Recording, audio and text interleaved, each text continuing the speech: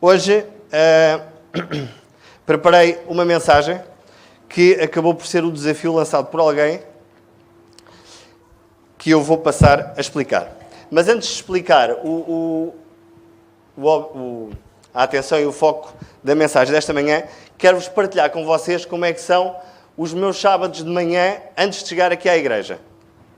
Não sei como é que é o vosso, mas os sábados que nós guardamos como sendo um dia de descanso e um dia especial do nosso Deus, por vezes tornam-se estressantes para conseguirmos chegar aqui à igreja. E há um fenómeno que ocorre, por exemplo, comigo, com a Selma e com a Matilde, que é por mais cedo que nós acordamos, conseguimos chegar sempre à mesma hora, que é em cima da hora, ou às vezes um bocadinho fora da hora. É um fenómeno estranhíssimo, mas não sei o que é que acontece com o tempo, e isso acontece connosco. E por isso, quando saímos de casa, há sempre aquela sensação que faltou trazer alguma coisa para a escola sabatina, ou para a escola sabatina infantil, ou um envelope da tesouraria, ou etc, etc.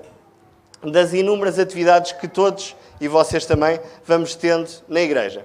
E há alguns sábados atrás, nomeadamente no sábado 7 de julho, passou-se um fenómeno igual a todos os outros. Portanto, saímos de casa também a correr, em cima da hora.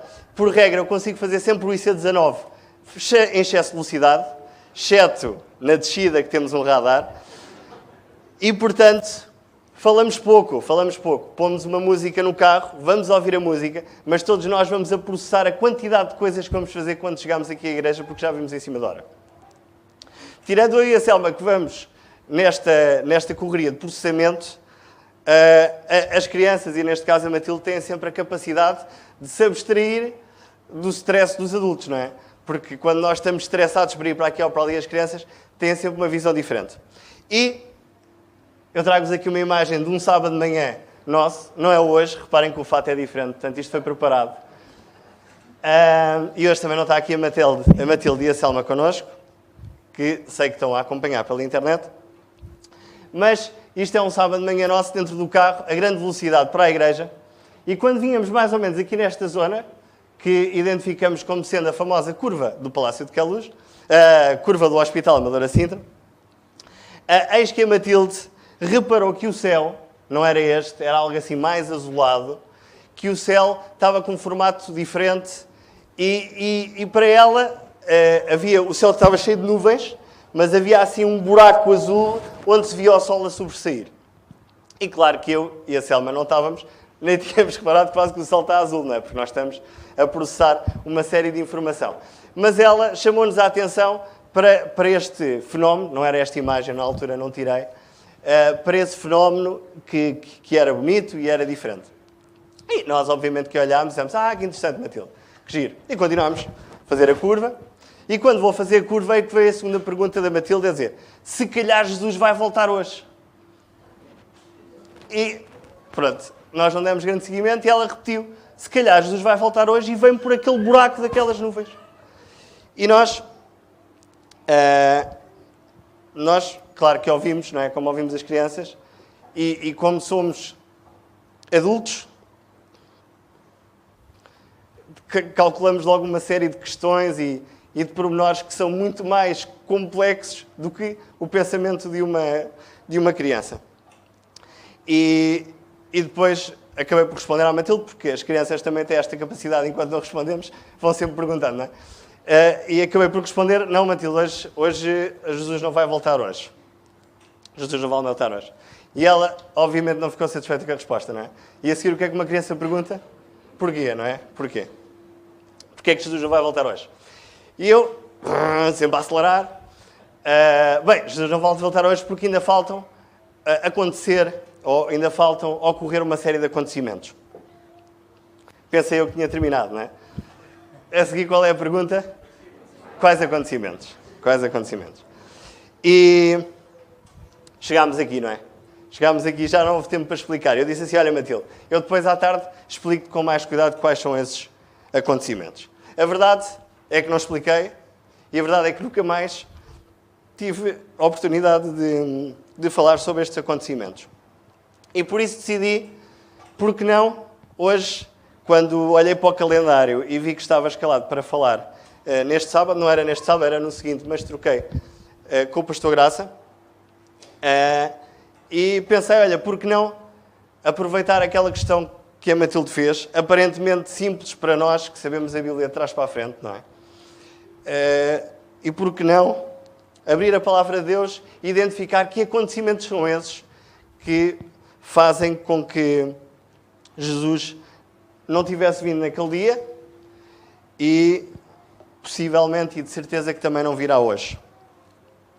O apóstolo Paulo tem um verso que eu gosto particularmente, que se encontra em Romanos. Ia já lançar um desafio. Hoje trago vários versículos.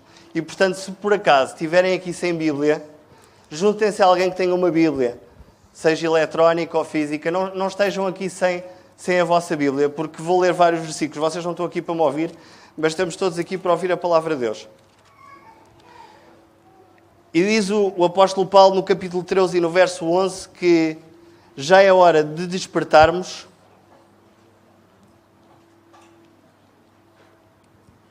Romanos 13, verso 11. E digo isto a vós outros que conheceis o tempo.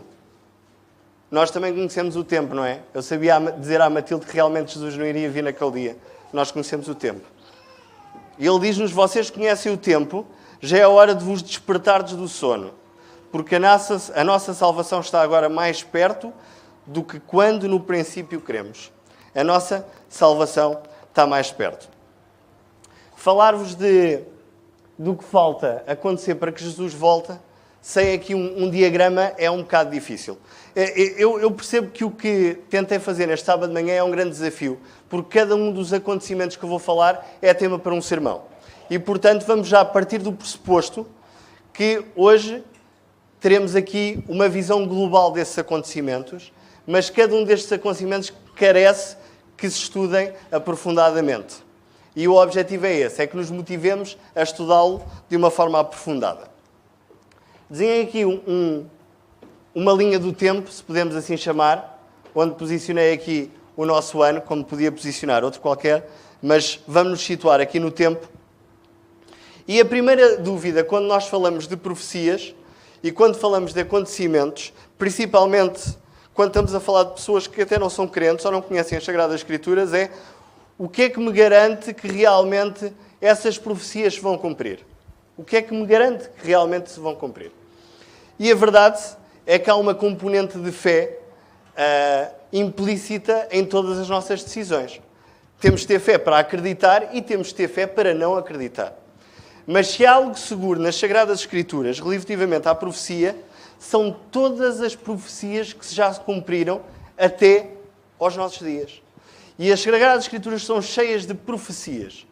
Daniel 2, Daniel 8, a profecia das 2300 tardes e manhã. Apocalipse 13, os 1260 anos que falei aqui da última vez que tive o sermão.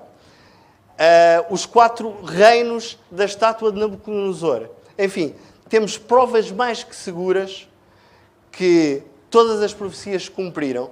E se elas se cumpriram, hoje também se irão cumprir com a exatidão com que elas se cumpriram. Agora, quando nós estudamos estes acontecimentos, normalmente estes acontecimentos são transmitidos, talvez um bocadinho aqui a reboque do cinema. Tudo o que são acontecimentos apocalípticos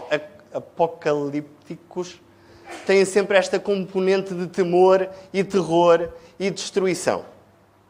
E por isso, muitas vezes, quando olhamos para os tempos dos fins, olhamos com esse sentimento. Este sentimento que nós acabamos de beber de Hollywood e de filmes fantásticos de destruição da Terra. Mas gostaria de vos trazer aqui uma frase que também gosto muito, que está no livro Mensagens Escolhidas, na página 162, que diz-nos o seguinte: quando vejo o que Deus tem executado, encho-me de admiração e de confiança na liderança de Cristo. Nada temos a temer quanto ao futuro, a menos que esqueçamos a maneira em que o Senhor nos tem guiado.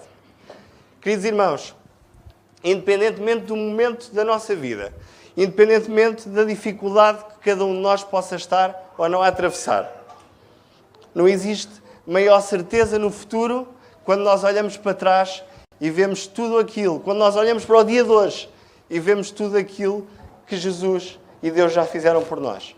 E isso é a maior segurança e a maior alegria para os acontecimentos que poderão vir daqui para a frente. Dividi a linha do tempo em 2 momentos. O primeiro momento, efetivamente, a segunda vinda de Cristo, e o segundo momento no tempo, que antecede essa segunda vinda de Cristo, o que nós chamamos o final do tempo da graça. Explicar o tempo da graça não é propriamente algo que se consiga fazer em 1 ou 2 minutos, mas apenas dizer-vos para já, porque mais à frente vamos voltar a este momento, para já dizer-vos que todas as decisões, todas as nossas decisões são tomadas até ao final deste tempo. Ok? Mas mais à frente vamos ler um versículo sobre isto. Muito bem. Que acontecimentos são estes? Os acontecimentos que eu trago não seguem uma ordem cronológica. Muitos destes acontecimentos já estão a ocorrer, outros ainda irão ocorrer com maior precisão, ok? Mas vamos olhá-los não de uma forma sequencial, mas vamos olhar como acontecimentos. Acontecimentos, coisas que vão ocorrer antes do tempo da graça e antes da segunda vinda. E o primeiro, vamos ler em Joel. Vamos encontrar aqui no livro de Joel, no capítulo 2 e no verso 23. Primeiro acontecimento que eu quero partilhar com os irmãos nesta manhã. Joel, capítulo 2, verso 23.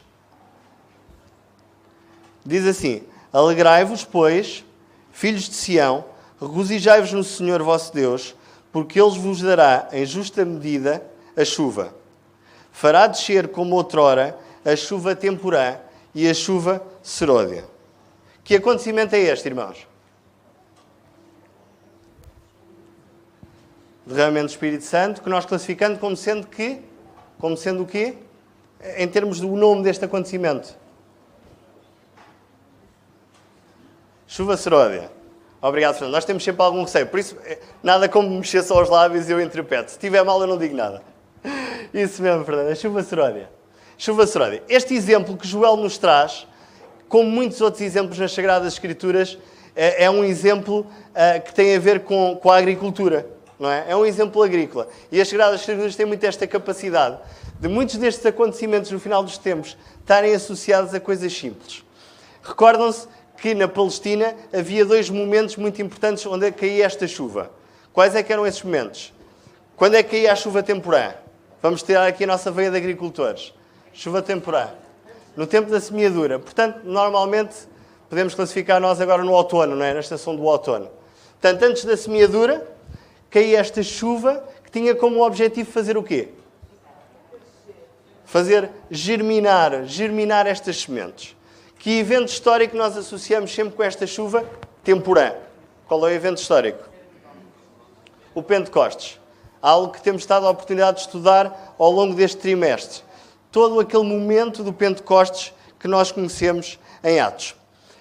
Complementar, nós dissemos que era um derramamento do Espírito. Como é que nós o sabemos? Sabemos por vários versos, mas pelo menos vou trazer um. No mesmo capítulo 2 de Joel, mas no verso 28, Joel continua a falar desta promessa de derramamento do Espírito e diz-nos então, ainda no contexto desta chuva temporã em Seródia, e acontecerá depois que derramarei o meu Espírito sobre toda a carne. Vossos filhos e vossas filhas profetizarão, vossos velhos sonharão e vossos jovens terão visões. E, portanto, fechando aqui este ciclo deste acontecimento, podemos resumir que é um acontecimento que terá um derramamento do Espírito Santo no tempo do fim. Portanto, porquê é que eu já estou a dizer no tempo do fim? Porque me antecipei, e peço imensa desculpa. Falámos da chuva temporã e a seguir qual era a outra chuva que tínhamos? A chuva seródia. A chuva seródia ocorria em que momento? Na primavera. Com que objetivo? Fazer o amadurecimento final do fruto antes da colheita. Portanto, se esta chuva não ocorresse, era muito difícil que a colheita tivesse sucesso. E é muito interessante que conseguimos fazer este paralelismo com este acontecimento do tempo do fim. Antes, efetivamente, do final do tempo da graça, haverá aqui um derramamento especial do Espírito Santo.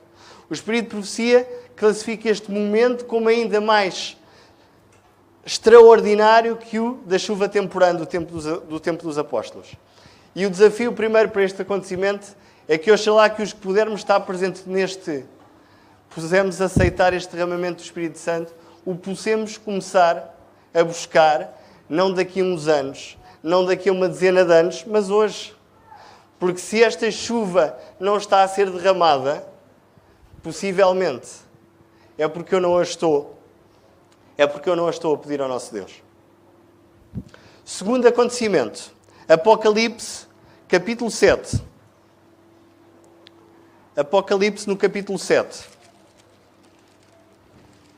Volto a dizer, todos estes temas que aqui estes acontecimentos, seriam alvo de um sermão ou mais, está bem? Portanto, só espero que vos deixe a motivação para o estudarem e aprofundarem.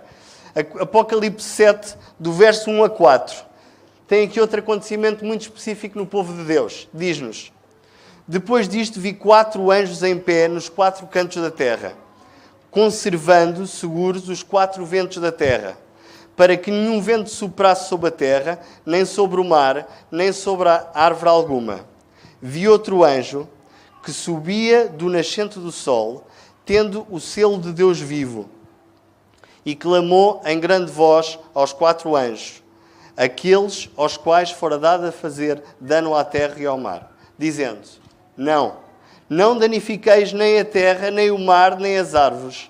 Até o quê? Até selarmos na fronte os servos do nosso Deus. Então ouvi o número dos que foram selados, que era de 144.000, de todas as tribos dos filhos de Israel. Que acontecimento é este? Que nós classificamos, normalmente temos um nome. O selamento. O povo de Deus é selado. Eu não sei se a palavra selamento está a Brasil... Luciano, se é mais brasileira que... Mas o povo de Deus é selado. O povo de Deus é selado. Eu fui ver ao dicionário e selamento não tinha assim uma relação com esta ligação tão... que este verso nos dá.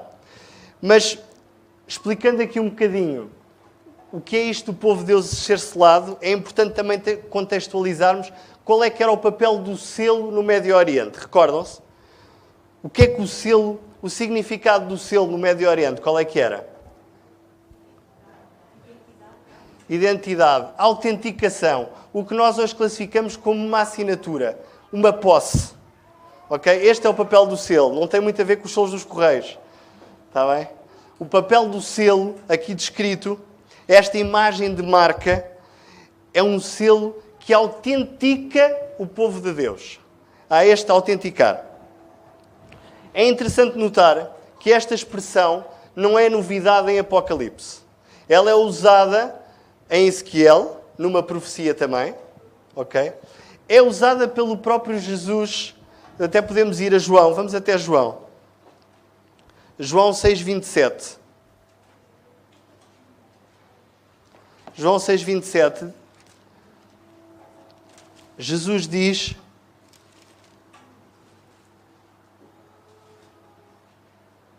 trabalhai não pela comida que perece, mas pela que subsiste para a vida eterna, o qual o Filho do Homem vos dará. E depois diz: porque Deus, o Pai, o confirmou com o seu selo. Deus, o Pai, o autenticou. E é interessante notar que o apóstolo Paulo também faz esta relação com o selo. Em Efésios 1:13. Efésios 1:13.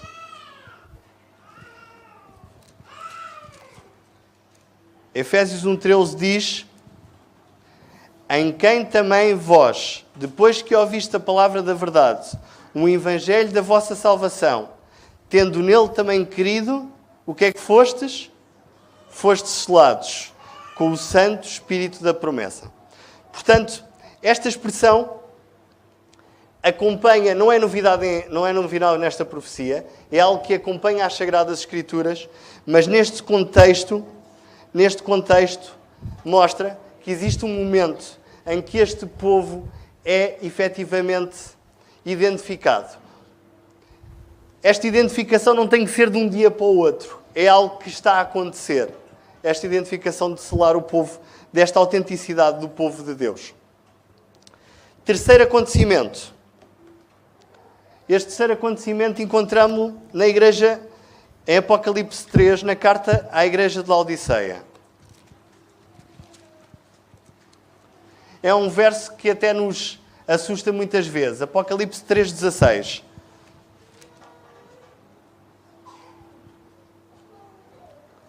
Diz-nos, assim porque és morno, e nem és quente, nem és frio, estou pronto de vomitar-te da minha boca. Tive a oportunidade também já de aqui da tribuna explicar um bocadinho este verso e esta expressão da água morna que corria nos canais de Laodiceia. Mas, acima de tudo, que evento está aqui a ser descrito e a chamar a nossa atenção antes do final do tempo da graça? Alguém quer dizer? A Luísa aqui à frente já disse. Que momento é este que nós classificamos na história da Igreja? É o que nós classificamos como uma sacudidura, não é? Um momento de escolhas. Um momento que nós dizemos e encontramos no livro à face e àquilo que estudamos da Igreja de Laodiceia, em que esta Igreja é como se que abalada, sacudida, para que este povo selado possa seguir o seu rumo.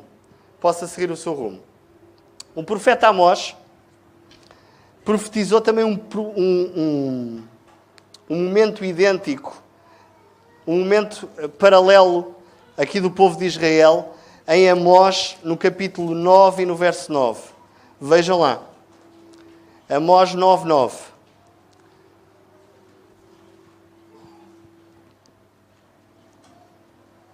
Diz assim: porque eis que darei ordens e sacudirei a casa de Israel entre todas as nações, assim como se sacode o trigo no crivo, sem que caia na terra um só grão. Esta é uma grande certeza. Esta sacudidura é certo que vai acontecer. A profecia diz-nos que ela vai acontecer.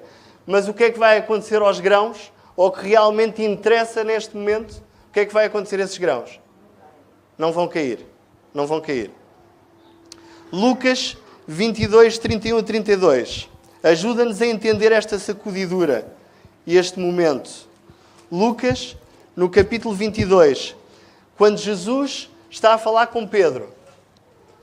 Quando Jesus sabia que Pedro ainda não estava verdadeiramente convertido. O que é que Jesus diz a Pedro e nos diz a todos nós hoje? Diz assim: Simão, Simão, eis que Satanás vos reclamou para vos peneirar como trigo. Temos aqui outra vez a mesma imagem. Esta imagem da peneira. Eu, porém, roguei por ti, para que a tua fé não desfaleça. Tu, pois, quando te converteres, fortalece os teus irmãos. Irmãos, este momento de sacudidura vai efetivamente ocorrer na igreja, mas efetivamente também há uma certeza que nós temos. Jesus está a rogar por nós. E nós estamos no meio do quê? De uma decisão. Uma decisão nossa. Nada de novo em todos estes acontecimentos. Todos estes acontecimentos não estão dependentes de acontecer por causa de mim, eles efetivamente vão acontecer, mas é a minha decisão que vai definir o rumo dentro desse acontecimento. É a minha decisão. Porquê é que existe esta sacudidura? É talvez uma questão que podemos colocar na nossa mente. Não vou detalhar, mas enunciei aqui 4 aspectos que me parecem pertinentes e que nos ajudam a entender a razão desta sacudidura. A primeira é que dentro da nossa igreja, dentro da nossa sociedade, vivemos cada vez mais uma indiferença religiosa. Vivemos um momento em que há tantas religiões que a indiferença começa a apoderar-se da nossa mente. Um outro fator para haver esta sacudidura tem a ver com a nossa não aceitação desta mensagem à Igreja de Laodiceia. Outro aspecto, o conhecimento superficial das Sagradas Escrituras. Cada vez nós estudamos menos. Eu estudo menos, eu não estou aqui para prestar sermões a ninguém.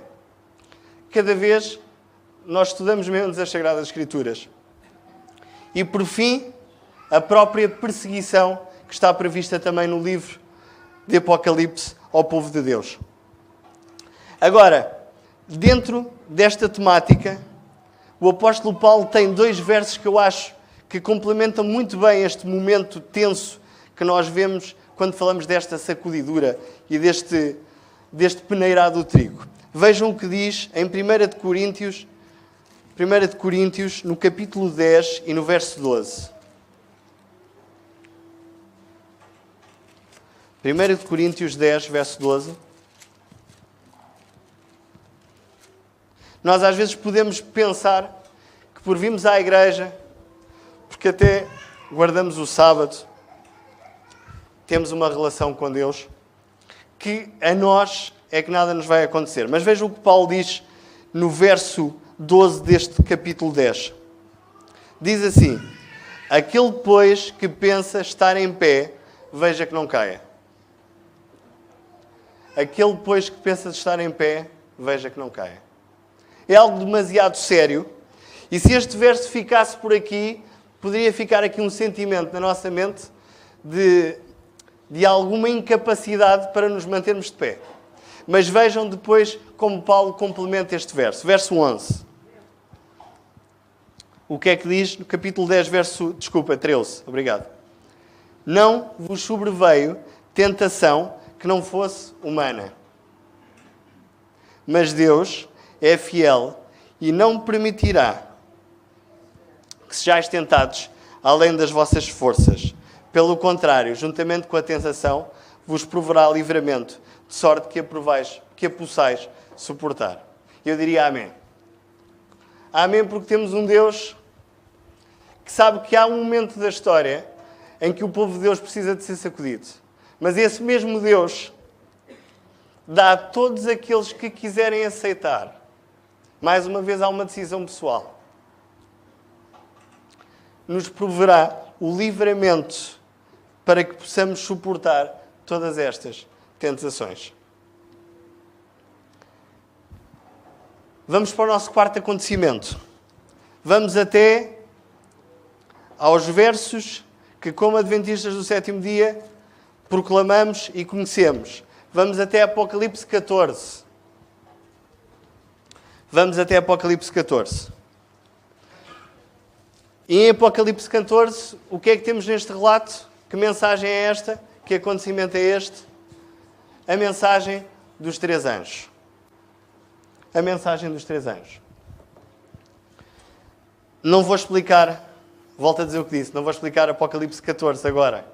Mas vamos tentar destacar aqui alguns pontos que me parecem importantes para responder à pergunta que a Matilde me fez. O que é que vai acontecer o que é que falta acontecer para Jesus vir? E começamos logo pelo primeiro verso, que se encontra, desculpem, não pelo primeiro verso, mas vamos até ao verso 6 do capítulo 14, onde vemos o primeiro anjo. Diz assim: e vi outro anjo voando pelo meio do céu, tendo o evangelho eterno para pregar aos que se assentam sobre a terra, e a cada nação, e tribo, e língua, e povo. Que anjo é este? Que anjo é este aqui? Quem é que simboliza este anjo? Quem é que simboliza este anjo, queridos irmãos? O povo de Deus. Em que momento começou esta mensagem a ser proclamada? Esta mensagem do primeiro anjo. Tendencialmente, dizemos que o tempo desta profecia iniciou no final de 1844, não é? No final das 1300 tardes e manhãs. Embora ela começou, a meu ver, com a pregação de Guilherme Miller. Guilherme Miller, que teve esta primeira capacidade de ser este primeiro anjo. E o que é que diz deste anjo? Este primeiro anjo que tem esta grande missão de cumprir Mateus 24, 14. O que é que diz Mateus 24, 14? E o Evangelho do Reino será pregado a todo o mundo. Algo que nós achamos impossível, não é? Achamos impossível porque a dimensão deste planeta e as culturas e as diferenças são tantas que achamos difícil que esta mensagem seja pregada a todo o mundo. Mas a Sagrada Escritura diz que ela vai ser pregada a todo o mundo. E vai ser pregada de que forma? Vejam como diz o verso 7, com o quê? E dizendo em grande voz. É uma mensagem que não é pregada em silêncio. É uma mensagem que não é pregada ao ouvido. Não é? Parece que é uma coisa que eu tenho aqui e ninguém pode saber. Não. É uma mensagem que é pregada com grande voz para que todos tenham a oportunidade de a conhecer. Agora, ela é pregada, como dizíamos, pelo povo de Deus. E que é que é muito mais fácil nós intitularmos o anjo como sendo o povo de Deus, porque assim conseguimos sacudir um bocadinho as culpas à água do capote, não é? É o povo de Deus, não é? Mas ela é pregada por mim e por todos nós. E agora temos um outro anjo. Diz que seguiu um outro anjo. Temos isto no verso 8. Seguiu-se um outro anjo. Este segundo anjo, pelo relato, parece que acompanha, não é? Traz uma segunda mensagem. Este segundo anjo diz: caiu a grande Babilónia, que tem dado a beber a todas as nações do vinho da fúria da sua prostituição. Babilónia é símbolo de quê no Apocalipse? Confusão, não é? De rebelião, de engano. Babilónia é classificada no Apocalipse como sendo o engano que tem andado por onde? A quem foi dado beber este engano? O que é que nos diz Apocalipse? Este vinho, este cálice foi dado beber a quem? A todas as nações. Portanto, temos um Deus que quer levar uma mensagem a todas as nações e temos uma Babilónia que leva também uma mensagem a todas as nações. Uma mensagem que está nas Sagradas Escrituras, a mensagem de Deus, e uma segunda mensagem intitulada por esta figura de Babilónia, uma mensagem de engano. E por fim, o terceiro anjo diz-nos o seguinte: seguiu-se outro anjo, e o terceiro anjo dizendo, como? Outra vez, em grande voz: se alguém adora a besta e a sua imagem e recebe a sua marca na fronte ou na sua mão. Este terceiro anjo, acima de tudo, destaca algo que é mais uma vez uma decisão nossa. Se alguém adora. Se alguém adora. E nós temos duas escolhas na nossa adoração também. Temos duas escolhas. A escolha, mais uma vez, em todos estes acontecimentos que vão ocorrer, que estão a ocorrer, a escolha é sempre de cada uma de nós. Esta mensagem do terceiro anjo, mais do que detalharmos aqui o que é esta besta, é o que é que deixa de ser. Esta mensagem do terceiro anjo é uma mensagem de decisão e de adoração minha e pessoal. E oxalá, queridos irmãos, eu possa fazer a escolha certa. Quinto acontecimento. Hoje não me posso queixar do tempo, porque subi a tempo e horas cá para cima, mas não vos quero massacrar demasiado. E o quinto acontecimento encontramos em Apocalipse 13. É difícil pegarmos no meio de Apocalipse 13 e entendê-lo no seu contexto, se não o lermos com alguma atenção. Mas este evento é também um evento que está descrito nas Sagradas Escrituras e que eu chamava a vossa atenção. Vamos até ao verso 11 do capítulo 13, onde fala de uma segunda besta. Uma besta que emergiu da terra e possuía 2 chifres. Esta besta parecia-se com um cordeiro, mas falava como um dragão. E o que é que ela fazia? Ela exercia toda a sua autoridade. Exercia a autoridade da primeira besta na sua presença e faz com que a terra e os seus habitantes, mais uma vez, o quê? Adorem a primeira besta, cuja ferida mortal fora curada. A adoração e a nossa decisão está sempre presente em todos estes acontecimentos. E depois, ainda no verso 13, diz que esta outra besta, portanto, recordem-se no capítulo 13 e no verso 1, nós tivemos a oportunidade de estudar isto na última lição, mas temos uma primeira besta que emerge do quê? Do mar. Esta segunda besta emerge da terra. E ainda nos diz no verso 13 que ela opera grandes sinais, de maneira que até fogo do céu faz descer à terra dentro dos homens. E agora saltava até ao verso 15, e era este momento que eu vos queria dizer. E diz que foi dado comunicar fôlego à imagem da besta, para que não só a imagem falasse, como ainda fizesse morrer quantos não adorassem a imagem da besta. Que movimento é este? Que momento é este que o povo de Deus vai atravessar? Que momento é este? De perseguição. É talvez um momento mais difícil. Este momento de perseguição acaba por ser o primeiro que acaba por continuar até à segunda vinda de Cristo.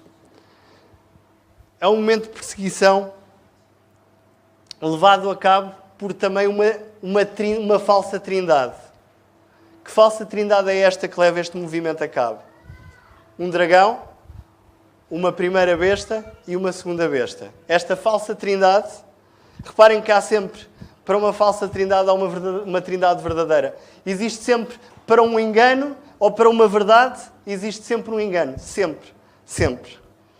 E, independentemente de poder detalhar, eu não vou detalhar aqui quem são estas bestas, porque eu acho que ao dizê-lo temos que o contextualizar e não o podemos dizer de ânimo leve, mas pelo menos é óbvio que alguém com a capacidade no mundo para perseguir o povo de Deus tem que ser potências e nações ligadas ao mundo religioso e ligadas ao mundo económico. Porquê é que eu digo ligadas ao mundo económico? Porque no verso 16 diz que a todos os pequenos e aos grandes, os ricos e pobres, os livres e os escravos, faz que lhes seja dada certa marca sobre a mão direita ou sobre a fonte. Cá está mais uma vez aquela marca. A marca, existe o selo de Deus e existe a marca do engano. E se é verdade que ao longo do povo de Deus nós temos uma marca, temos um selo que nos identifica como povo de Deus. Um primeiro selo que acompanhou o povo de Israel até à morte de Cristo, qual foi? O Fernando falou dele esta manhã. A circuncisão.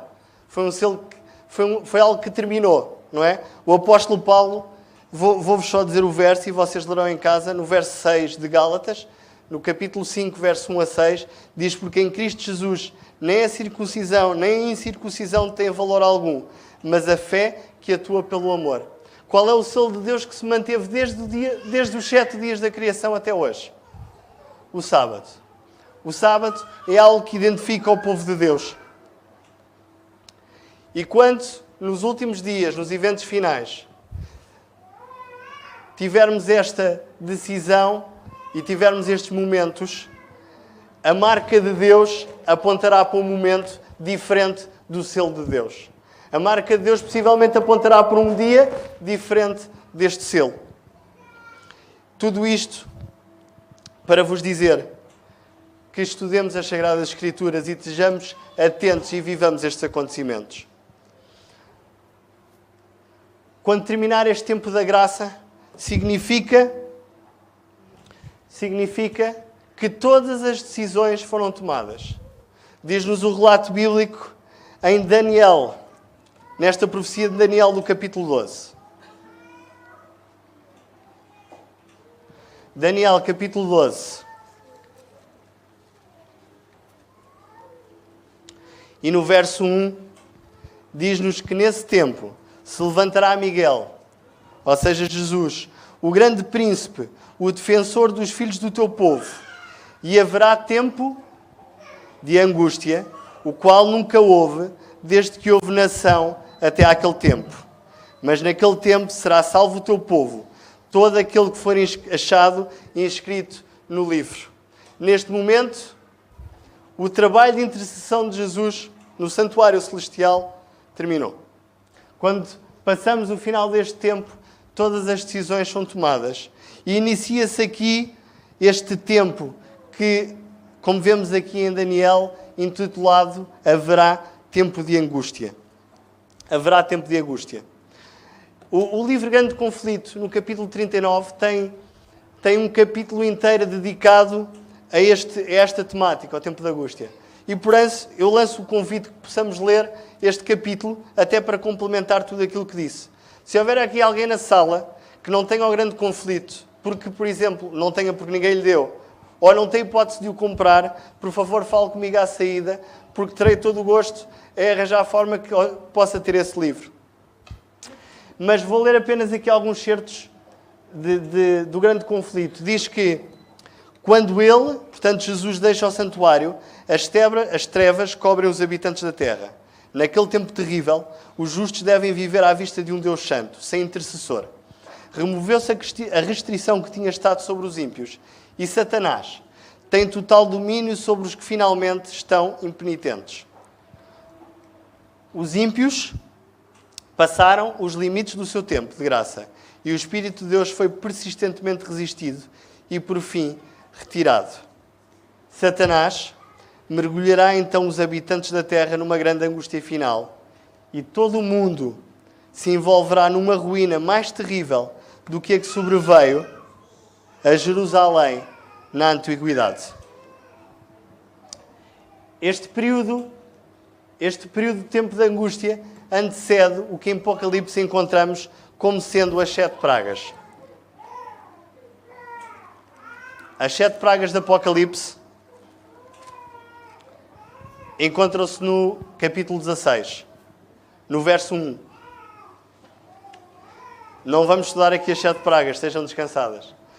Mas, mais do que nos assustarmos quando lermos estas 7 pragas que cairão na terra pela total liberdade que Satanás terá neste momento para fazer o último trabalho dele, para este cenário apocalíptico, muitas vezes cenário, como disse há pouco, de filmes e de momentos cinematográficos extraordinários, para este cenário temos um salmo.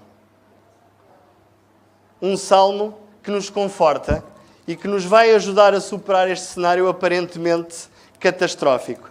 Vejam o que nos diz o Salmo 91.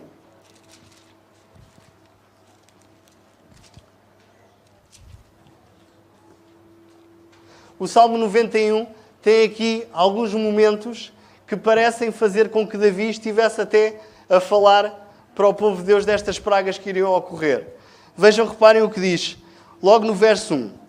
O que habita no esconderijo do Altíssimo e descansa à sombra do Omnipotente, diz ao Senhor, meu refúgio e meu baluarte. Deus meu, em quem confio, pois Ele te livrará do laço do passarinheiro e da peste perniciosa. É engraçada a relação entre esta peste perniciosa e a primeira praga do Apocalipse. Depois vejam, por exemplo, no verso 5. Não te assustarás do terror noturno, nem da seta que voa de dia.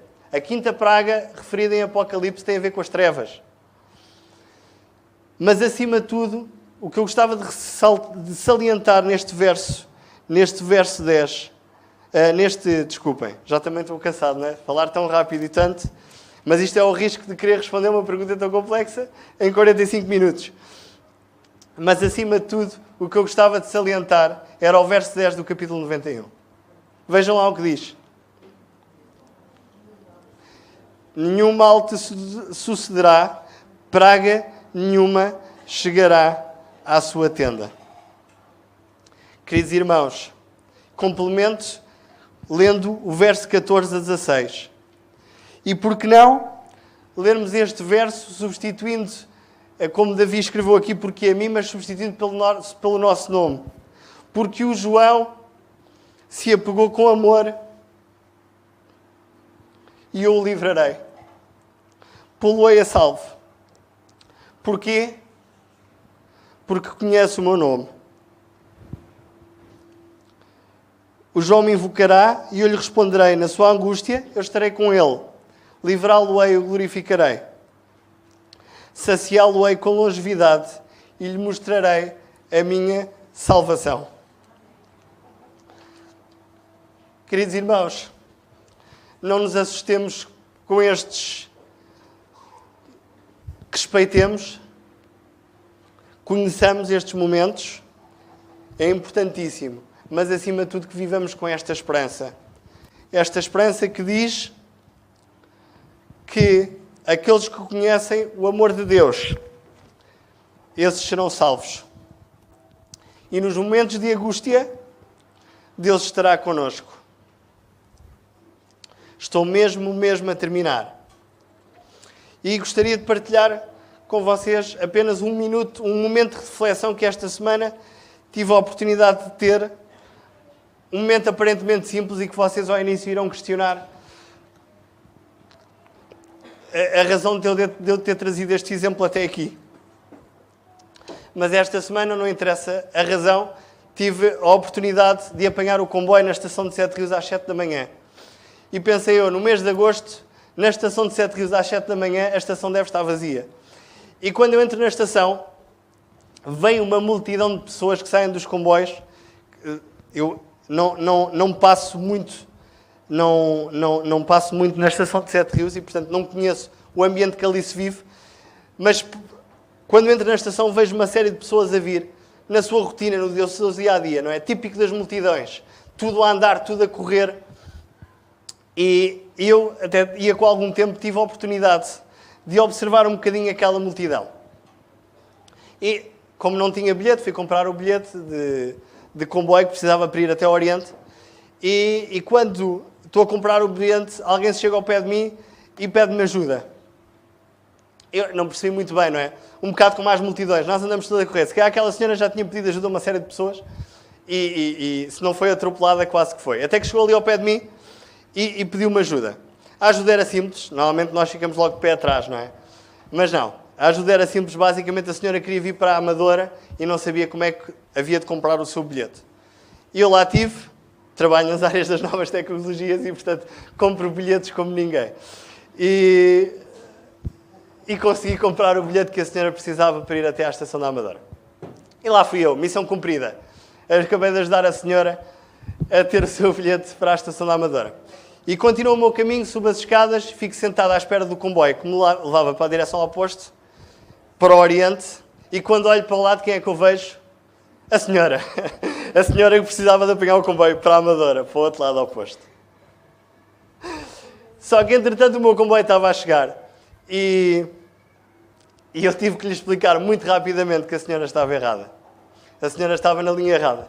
E então, muito rapidamente, eu disse, não, olha, tenho que descer as escadas, passa por debaixo, está ali a ver aquela linha número 2, e aquele comboio vai levá-la para a Amadora. E aquela senhora foi. E quando terminou a saída daquela senhora, eu olhei em frente, mais uma multidão é descarregada daquele comboio, e eu tive a oportunidade de, a seguir, fazer parte dessa multidão. Porquê é que eu estou a dizer isto? Podem estar a pensar que eu já estou com falta de açúcar no sangue e cansado. Mas afinal, o que é que isto tem a ver com a segunda vinda? Afinal, o que é que isto tem a ver com estes acontecimentos?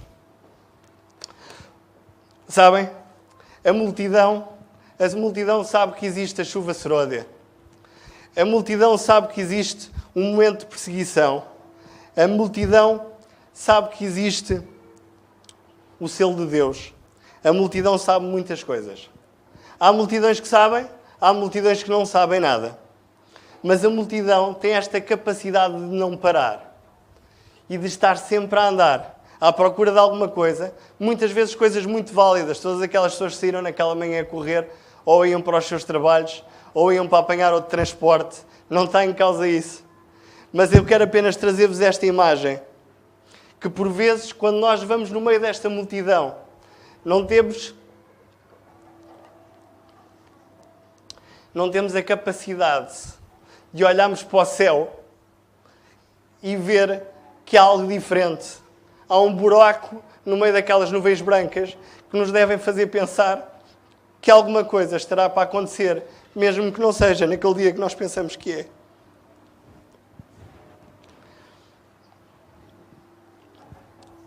Termino lendo um verso que tenho sublinhado, rabiscado. Às vezes já está tão sublinhado que não consigo ler. Mas encontra-se em 2 Timóteo. 2 Timóteo no capítulo 4.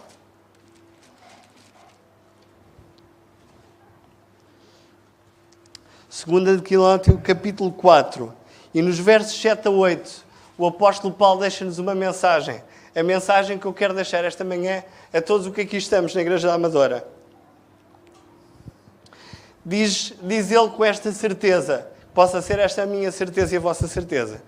Combati o bom combate, completei a carreira, guardei a fé. Já agora, a coroa da justiça me está guardada, a qual o Senhor, reto juiz, me dará naquele dia. E não somente a mim, mas a quem? A todos quantos amam a sua vinda. Queridos irmãos, é importante nós conhecermos todos estes acontecimentos que eu falei. É importante nós conhecermos as Sagradas Escrituras. Mas a verdade é que eu posso conhecer todos estes acontecimentos. Eu posso conhecer toda a profecia de trás para a frente. Mas eu posso não fazer como o apóstolo Paulo diz.